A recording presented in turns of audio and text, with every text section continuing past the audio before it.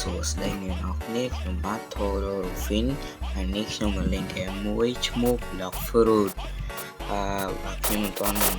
សូវទៅលេងទេខ្ញុំមានខុសត្រង់ណាសូមកុំប្រកាន់ហើយខ្ញុំលេងពី level 1 ទៅ level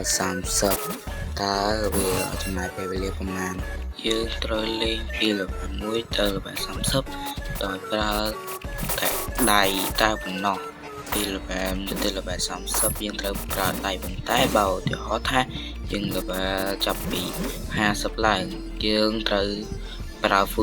fruit ធម្មតា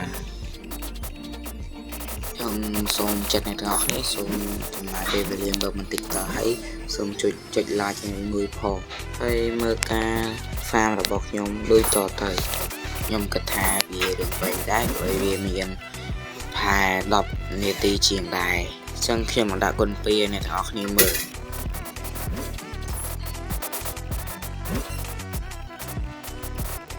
សូមនិយាយត្រង់នេះបន្តិចព្រោះថានេះមករាប់អ្នកគាត់ scam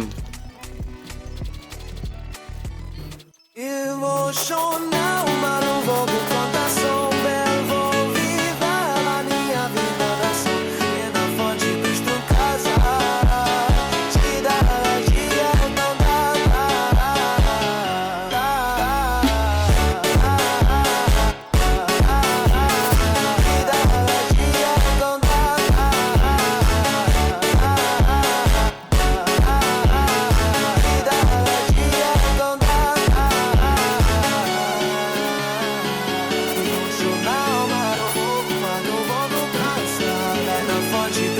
tôi gọi cho hai tỷ tôi muốn rồi chỉ đọc về ba cái đầu ấy